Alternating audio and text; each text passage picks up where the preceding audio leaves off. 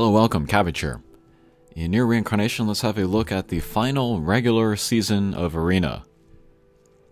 And sorry I'm using the same team that I used in the previous season, but I really haven't played at all this season. I only started playing this week to get myself into a position here, and then let's aim for top 100. My true goal is top 500, I just want the pull tickets, but while we're here, might as well aim for something.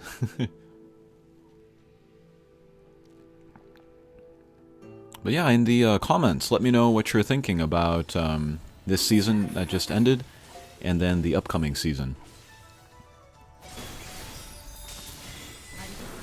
But here, I am using from left, Dragon Quest Sarafa. And I gave her the Blackhorn Spear for the Provoke, so maybe she can take some attacks, get the Dauntless, keep herself at 1 HP. Did not work there.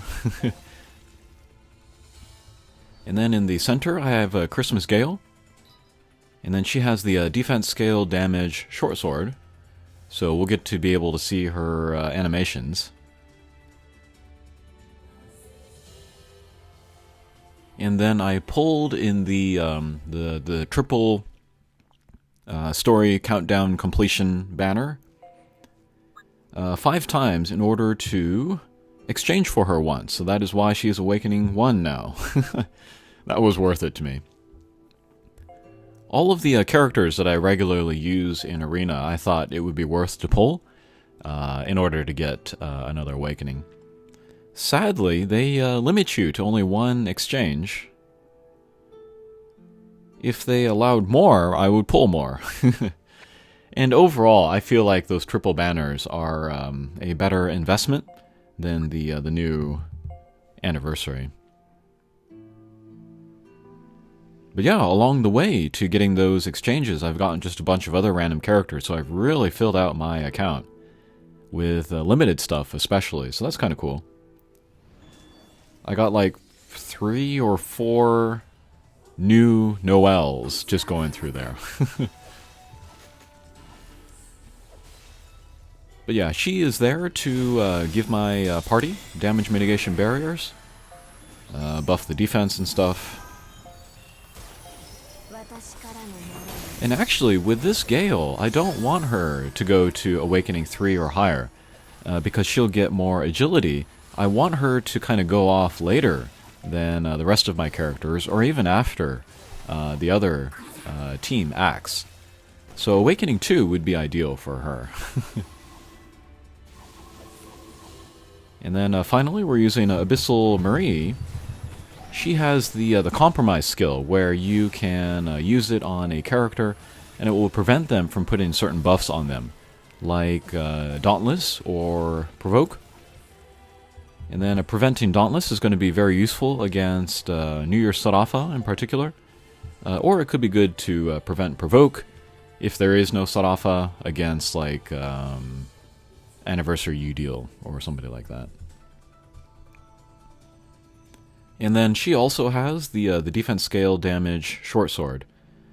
So also a good damage source, and also we get to see her attack animations.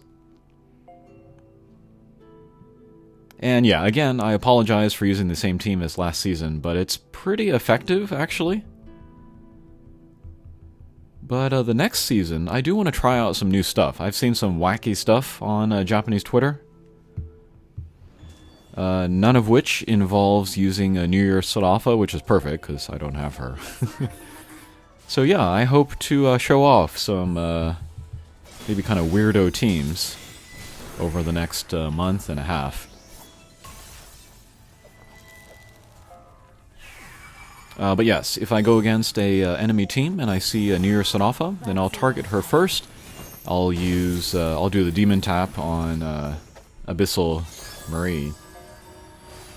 And then after I give her the Compromise to prevent the Dauntless, then I'll target all of my other guys on somebody else.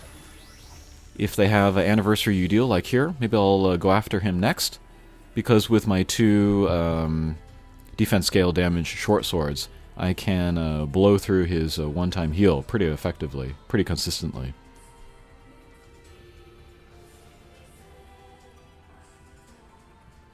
If they don't have, anniversary Udeal, then I'll target maybe their top attacker.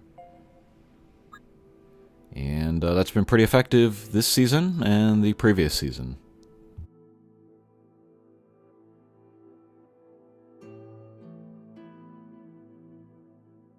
And then, yeah, we're going to aim for top 100 here.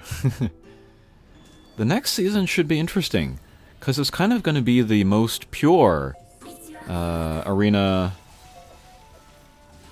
pool of players since the Arena Showdown from last year, February or so. I took 11th place there. I'm pretty proud of that.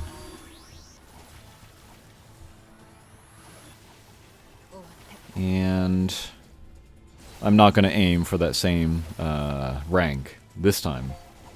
I don't even know if I'm going to play very hard this time. We'll have to see how my feelings are once we get close to the end there. But yeah, after the Arena Showdown, there was the other one. There was the next combined pool event where it was like they had bots in there, and that really skewed the thing. It became more an event about farming bots rather than pure PvP, and I saw it as potentially being very grindy, so I was like, I'm going to sit this one out. Have fun with that. And then later there was another arena event where like you got bonuses for getting a number of wins in a row, but I don't remember if that was a combined pool of players. So yeah, I think this final arena season starting next is going to be the purest PvP experience since last year, early last year. But a month and a half, that's a very long time. If we think back to the last Arena Showdown from last year, was that 1 week? 1 week or 2 weeks, so very short. So it's interesting to see how this time plays out. I'm wondering though, I'm guessing, that the pool of global players is going to be smaller than it was last year. So that might mean it is less competitive overall, but it depends on the type of players. If there's fewer players but a higher concentration of whales, then that might be more competitive. Alright, so here we're going against a party with just Udeal, so we'll use the compromise on him, and then I will use the targeting on the rest of the attacks, the two attackers on the sides, and we're able to take down Akiha and Lavania there. And amazingly, I still have not pulled Anniversary Udeal. Even though I've been spending the majority of my pulls in that kind of third of the story completion countdown banner, never pulled him.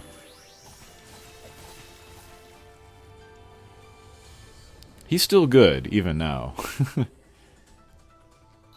And lots of nice dark weapons to use in Arena.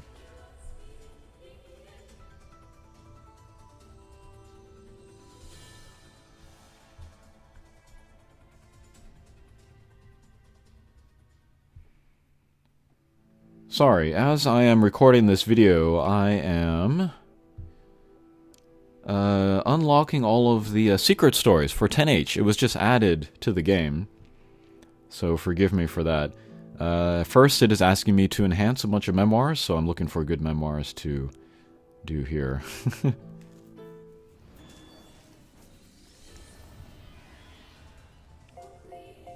Alright, what team we got here? Alright, Swimsuit Yuri. Yeah, Swimsuit Yuri, still one of my favorite characters to use in Arena, but not on this team. But yeah, among the wacky teams that I've seen on JP Twitter, it does include using her, so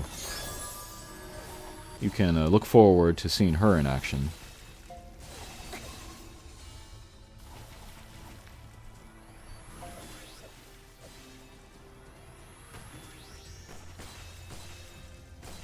What else can we talk about? They announced the date for the final livestream. It will be early March. So there will be no livestream in February for the 3rd anniversary. And then joining that livestream will be Yoko Taro, and then the 3 head writers for the 3 acts.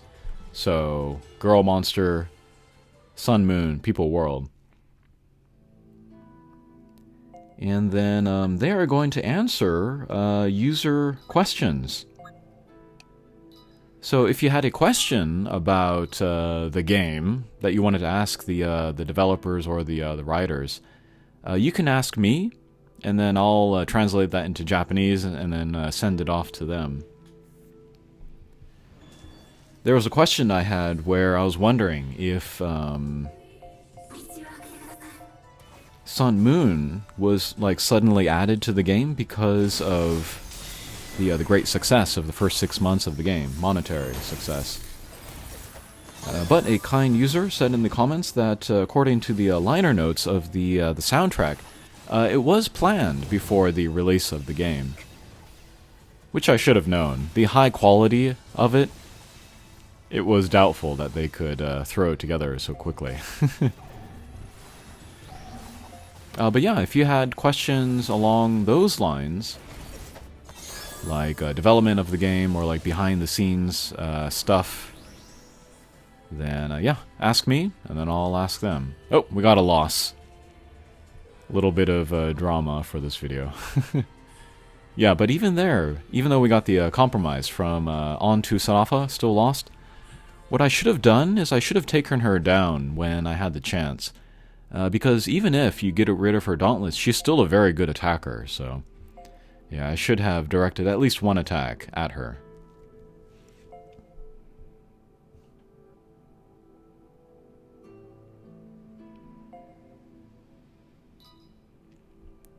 They have not mentioned at the livestream which voice actors are going to join.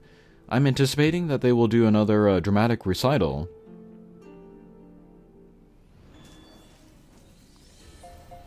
I guess I'm hoping for Hina and Yuzuki, although they might do Mama and 10H. But yeah, of all of the characters in the game, Hina and Yuzuki are the ones that interest me most now.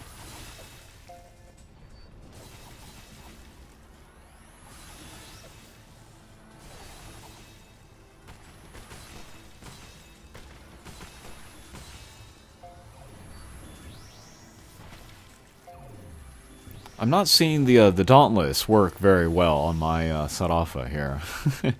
So maybe actually this team could be better if I subbed out Sarafa for someone else. But yeah, still super satisfied with the performance of my Gale. And then I said this when I pulled for Abyssal Marie, but I was sad that it prevented me from using Christmas Marie. So I might actually dust off my Summer F66X and then put her on a team with Christmas Marie. That will be something that I try in the coming month and a half.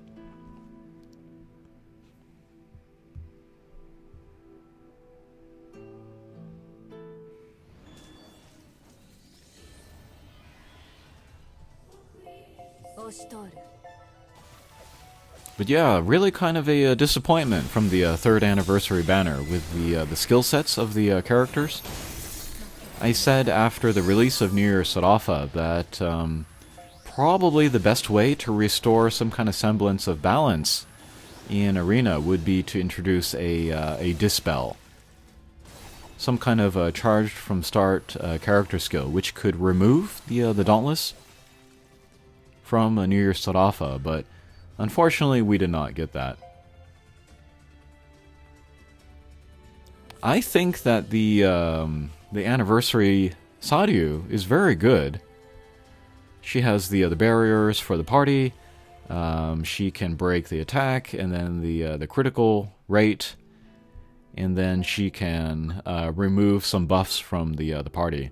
That only means like statistical buffs, like attack or defense, that kind of thing. But I still think that's a very powerful combination. Not as good, of course, as removing stuff like Dauntless or Provoke, but I think still very strong, and I still want to get her. And then after all of these fights, I'm going to pull some in the Hatcher. Alright, but here is a very tanky team. Nier Sarafa, Christmas Marie. And Summer Yuri.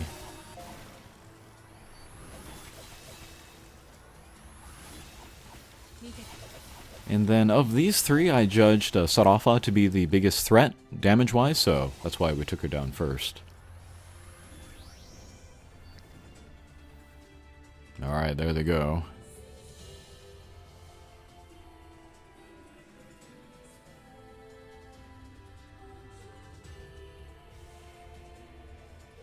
But yeah, I was looking through my account, and I'm like, I'm so proud of all of my Awakening 4 and 5 characters. Even though it had nothing to do with me, it was just like luck, pulling stuff through the hatcher.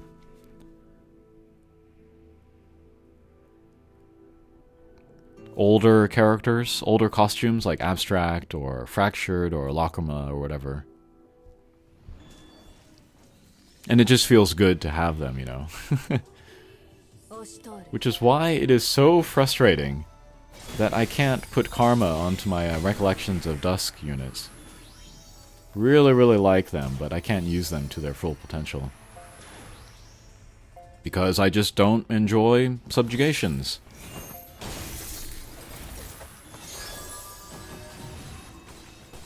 I lost interest with that game mode back in summer of 2022, I think.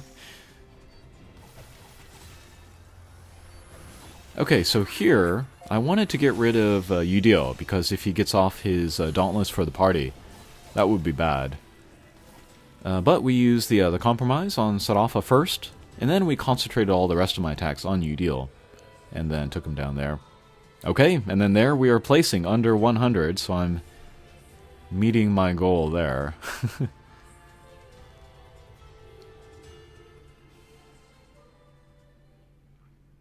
But yeah, pulling in the triple banners, the story completion countdown, whatever. I have pulled a lot of newer limited characters, so I am in a better position to play subjugations. And then a full auto plus score is probably in reach, but I just don't feel like it's a good use of my time. Don't enjoy the mode enough.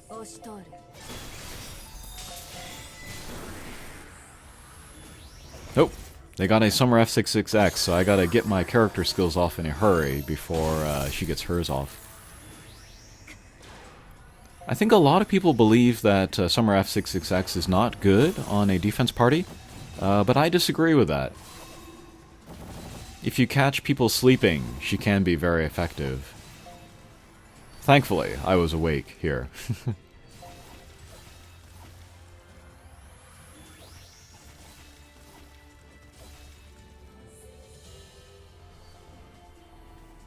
Okay, but thankfully got through that.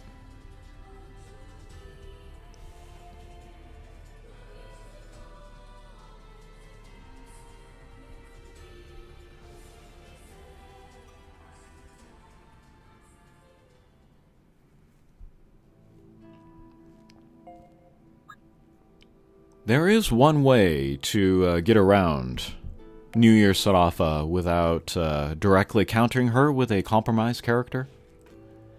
You just have to hang in there until the Dauntless wears off, basically. It's a long time, and she's going to be doing damage to you in the meantime. But if you can tough it out, then you can get rid of her. You can take her down. But that takes an extremely tanky party.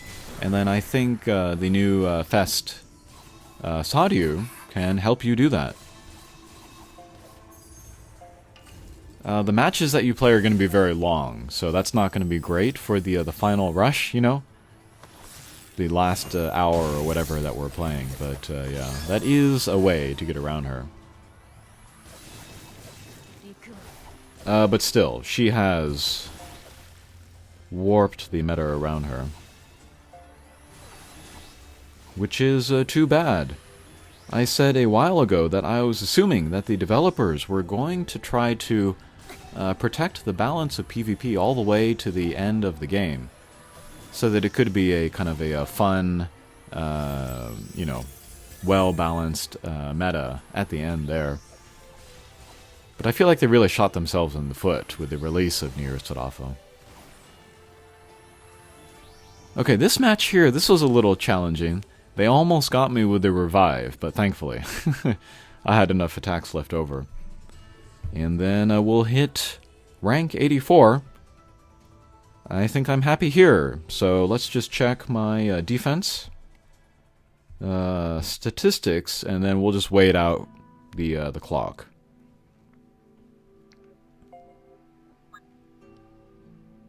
Alright, so we'll go to history. Let's look at my defense records. Nobody's fighting me. That's so sad. Oh well.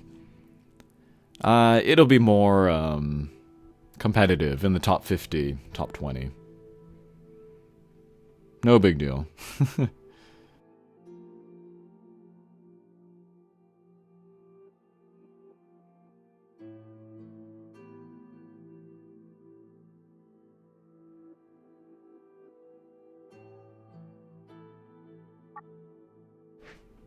Alright, so I think it's changed over. Let's log in. Oh. I wish they would get rid of the Japanese part of the 3rd anniversary. It's essentially the 3rd anniversary for Global too, so I don't feel like there's a need to make that distinction anymore. Alright, we got Priyat.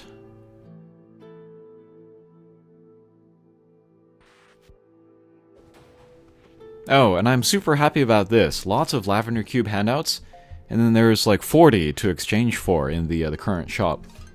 And I recommend that all new players, you know, get all of those in order to unlock the stories that they want to read. And then, as I mentioned before, I'm working on getting 10H's secret stories. Once I see all of those, then I'll complete my video about like recommended stories to unlock, and then I'll put out that video later this week. Okay, claim my tickets. Let's do some polls.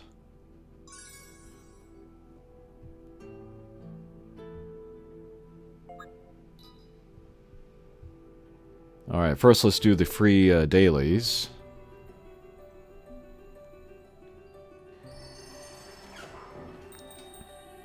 Alright, no purple, let's skip.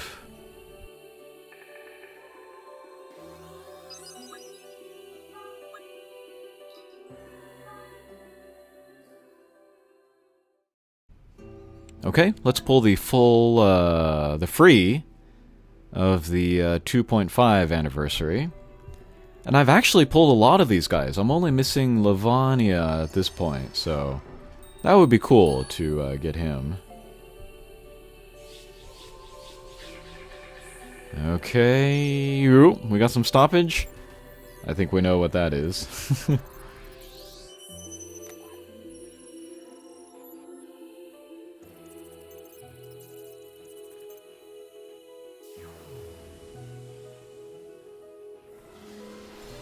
Lavania, hooray! I really like this character. I think he's super interesting and super usable. Is he better than Anniversary Udiel? Probably not. Is he more difficult to use? Definitely. But it's those funky kind of characters that I enjoy using.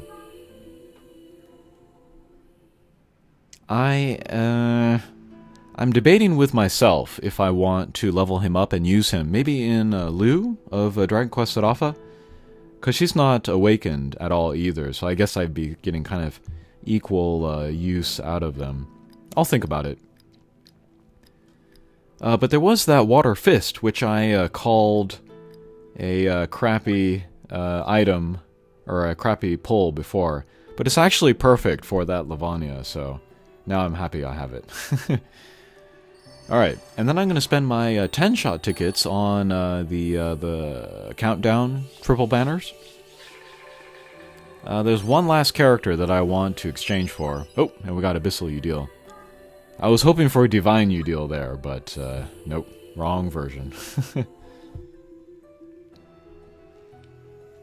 Okay, one more 10-shot ticket.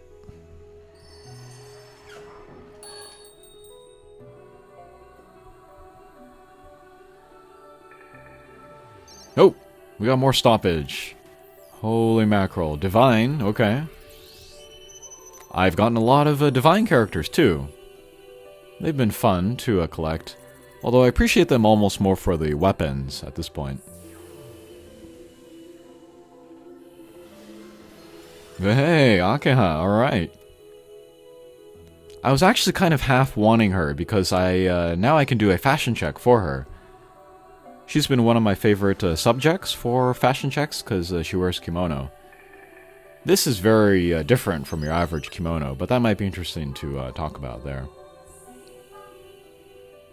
Okay, so we've gotten purples on every 10 shot so far. Let's see if we can do that again with this new 3rd anniversary. All of the single tickets that I get, I'll put into this banner, and then stop pulling when I get Saryu or when I reach the ceiling, whichever one comes first.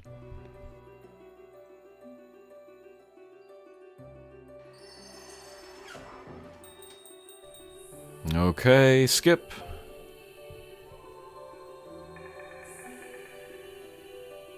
And what a surprise! No purples from this banner with very poor rates. Okay, so that will do it for this video. A satisfactory end to the final regular season of Arena. And then, yeah, I guess I'll be looking forward to the last combined player pool of Arena. Thanks for watching, and we'll see you again. Take care.